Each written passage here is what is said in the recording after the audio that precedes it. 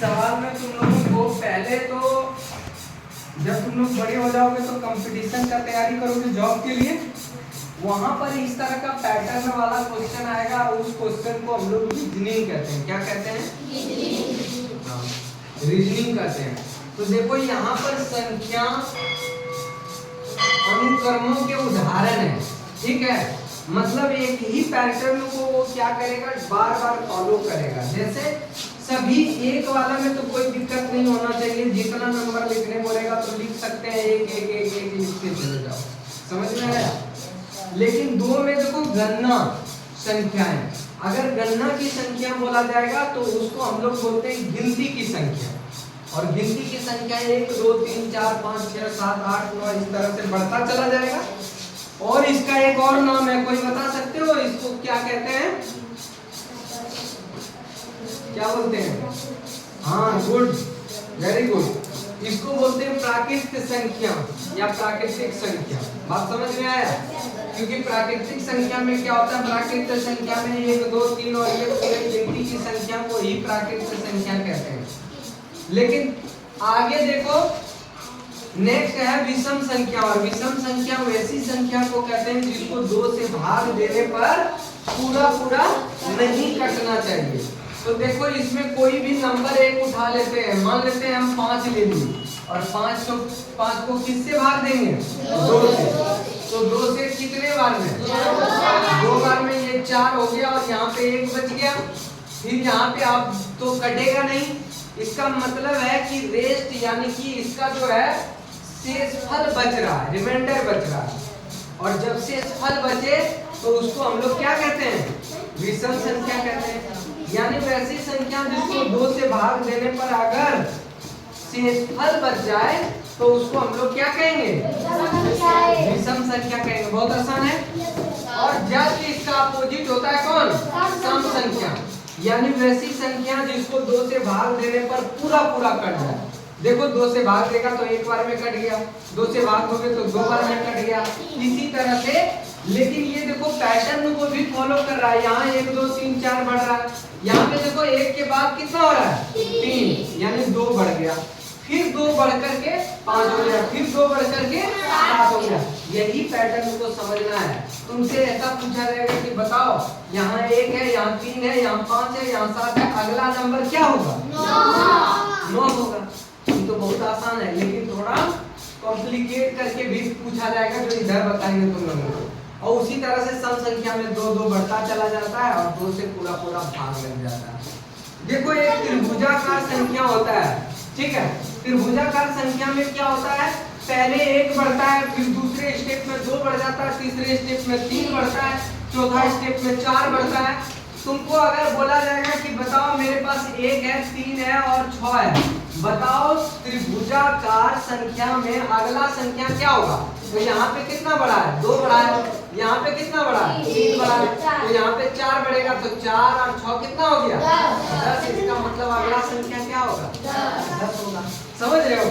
लेकिन तुम पहले जानोगे त्रिभुजाकार संख्या में किस तरह बढ़ता है तब ना बता पाओगे। उसी तरह से यहाँ तक मेरे पास लिखा हुआ है कितना? 21 तक लिखा हुआ है। अगला 5 को नंबर तुम लोगों को घर से लिख करके लाना है। इसमें भी 5 को, इसमें भी 5 को, इसमें भी 5 को, यानी सब में 5 5 बढ़ा करके लिखना। अब देखो वर्ग की संख्या, वर्ग की संख्या तुम लोग समझते हो? अब देखो 6 क्लास से वर्ग स्टार्ट होगा। वर्ग का मतलब हो गया पावर 2, घात 2, और 2 पावर होगा, इसका मतलब इसके अंदर जो चीज है वो कितने बार है? 2 बार है। तो 1 गुना 1 करोगे तो कितना आएगा? 1 हो गया आंसर। अब देखो अगला संख्या 2 आता है, तो 2 पर पावर 2 करोगे तो 2 कितने बार लिखोगे? 2 बार। 2 गुना 2 तो ये हो गया कितना? 4। लेकिन अगर जैसे ही तीसरा में हम लोग जाएंगे, तीसरा संख्या में जाएंगे यहाँ पे, तो क्या हो जाएगा? 3। और 3 का स्क्वायर करेंगे, इसका मतलब 3 कितने बार? 2 बार। तो 3 गुना 3 करोगे तो कितना हो जाएगा? 9 हो जाएगा।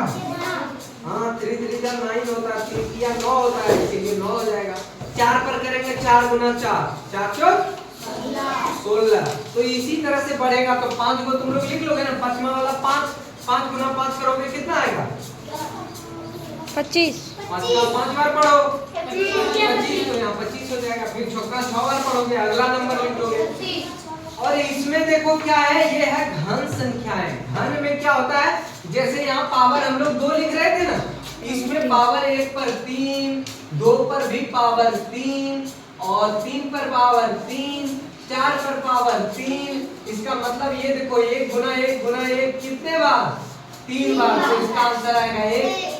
यहाँ पर 2 गुना 2 गुना 2 करोगे तो कितना, 2 दूनी 4, दूनी 8, 2 दूनी 4, 4 दूनी 8। अब 3 का तुम बताओ, 3 गुना 3 जल्दी से बताओ, यहाँ लिख देते हैं 3 गुना 3 गुना 3। इसको बताने दो। अरे 3 गुना 3 करेंगे 9 होगी। तुम बताओ। वेरी गुड, बहुत बढ़िया। 3 किया 9, 9 किया 27, तो इसका आंसर 27 हो गया। इसी तरह से 4 गुना 4 गुना 4, 4 चौक 16, 16 चौकी 64, हो गया आंसर। समझ रहे हो? तो देखो यहाँ ये सब जादू वाला चीज है। इसी तरह से 3 3 बढ़ेगा, और इसमें 2 की घात वाला हो गया, फिर 3 की घात वाला हो गया। ठीक है, इसमें करते जाओ, इसी तरह से पावर देते जाओ 2, जितना आएगा लिखना, फिर पावर देना 2, जितना आएगा। जैसे 2 पावर देंगे 1 गुना 1, 1 हो गया। 2 पावर देंगे 2 दूनी 4 हो जाएगा। 4 पर पावर देंगे तो 4 चौक 16 हो जाएगा। 8 पर पावर देंगे तो 8 8 64 हो जाएगा। इसी तरह से ये पैटर्न बढ़ता चला जाएगा।